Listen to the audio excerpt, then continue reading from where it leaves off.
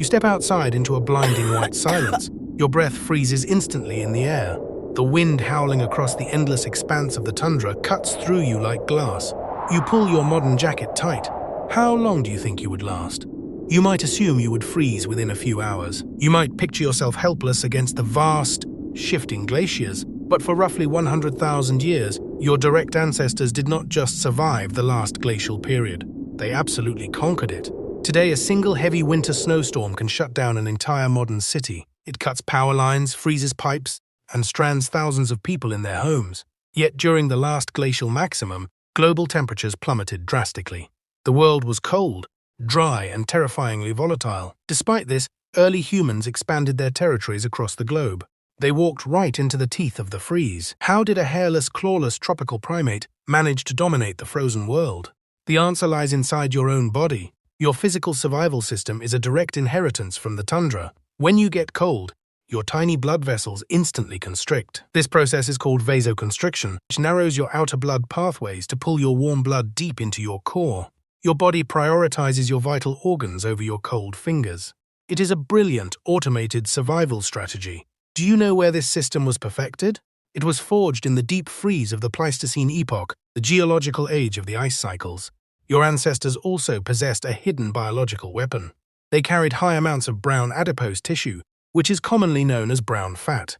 Unlike regular white fat, brown fat acts like a tiny metabolic furnace. It burns calories specifically to generate pure heat without requiring you to shiver. Modern humans lose most of this tissue because we live in climate-controlled rooms, but your genetic blueprint still knows how to activate it. You are biologically built to withstand the cold, but biology alone was not enough to survive the brutal northern latitudes.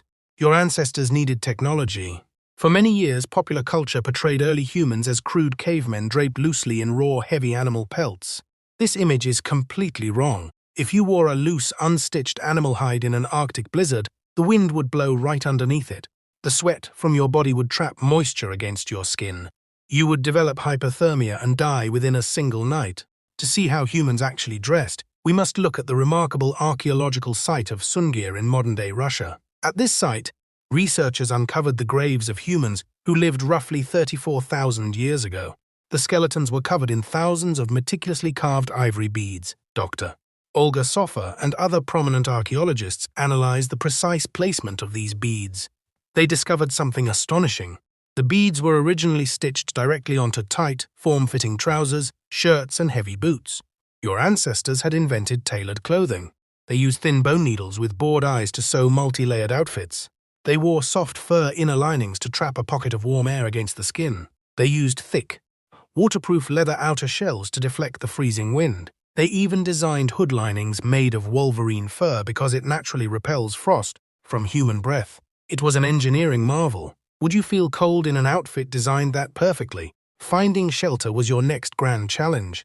The landscape of the northern steppes was largely devoid of trees. You could not simply chop down wood to build a cabin. Instead, early humans became master architects of bone and stone. At the site of Mezhirich in Ukraine, researchers discovered several prehistoric dwellings made entirely from the remains of woolly mammoths. These were not crude piles of debris. They were highly sophisticated, heavy-duty structures. Imagine a circular foundation constructed from massive mammoth skull bones facing inward. The heavy jawbones were carefully interlocked to form a sturdy, windproof circular wall. Long, curved mammoth tusks were joined together at the top to create a massive ribbed roof dome. The entire framework was then draped in heavy animal hides and packed with thick layers of tundra turf. This created an incredible insulation layer. A single one of these bone huts required the remains of nearly 150 mammoths. Who engineered these massive structures? Small, tight-knit families working together in perfect harmony did. Inside these bone domes, the air was surprisingly warm. Your ancestors did not just burn scarce wood for heat. They discovered that mammoth bones, especially those rich in natural fat marrow, could burn slowly for many hours. They built deep, stone-lined hearths that radiated steady heat against the dense walls. They carved small, shallow stone lamps filled with rendered animal fat and used braided moss for wicks. This provided a soft, reliable light through the long, dark polar nights. You might wonder what you would eat in this frozen world. The popular assumption is that the Ice Age was a time of constant, agonizing starvation. The reality is quite different. The cold steppes of Europe and Asia were home to an incredible abundance of massive animals. Vast herds of mammoths, woolly rhinoceroses, bison, and wild horses roamed the plains.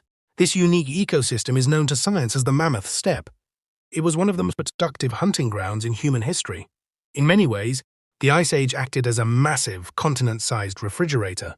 When a hunting party successfully brought down a mammoth, the meat did not spoil. They could store hundreds of pounds of high-fat, high-calorie meat directly in the frozen earth. This created reliable food caches that lasted for several months. This predictable abundance gave humans something precious. It gave them free time. What did your ancestors do with that free time? They sat around the glowing hearths and built the foundations of human culture. Dr. Polly Wiesner, a renowned anthropologist, spent decades studying the campfire habits of traditional hunting societies. She discovered that daytime talk usually centers on direct economic survival, like hunting plans and tool-making. But nighttime talk around the fire changes completely. When the sun goes down, humans tell stories. They sing songs. They perform complex rituals and map out vast social networks. During the Ice Age, these fireside stories were not just entertainment. They were data storage systems. Through spoken language, older generations passed down vital survival maps to the young. They explained exactly which rivers froze solid enough to cross safely. They described which distant valleys held hidden hot springs during the worst winters. They taught the children how to read the subtle changes in the night stars. These stories also built massive social safety nets. No single group could survive the Ice Age in total isolation. If a sudden localized blizzard drove the game animals away from your valley, you would starve. To prevent this, early humans formed long-distance alliances with other clans. Archaeologists consistently find exotic materials, like seashells and rare-colored flint, hundreds of miles away from their natural sources. This proves that Ice Age humans traveled vast distances to trade, share information, and form friendships. If your valley ran out of food, you simply walked across the ridge to stay with your neighbors. This brings us to the ultimate counterintuitive twist of prehistoric survival. The Ice Age was not a barrier to human progress, it was an accelerant. The harsh environmental pressures forced our ancestors to develop unprecedented levels of cooperation, creativity, and technological innovation. It forced them to become fully human. Look at your modern life today. You live in a world of central heating, insulated jackets, and supermarkets packed with food. You use complex global communication networks to talk to friends thousands of miles away. You gather with your family around glowing screens to share stories in the dark. These modern habits are not new. They are the exact same survival strategies that kept you alive on the frozen steppes. You step outside into a blinding white silence. The air is bitterly cold. But you do not freeze, you simply smile, adjust your jacket, and keep walking forward.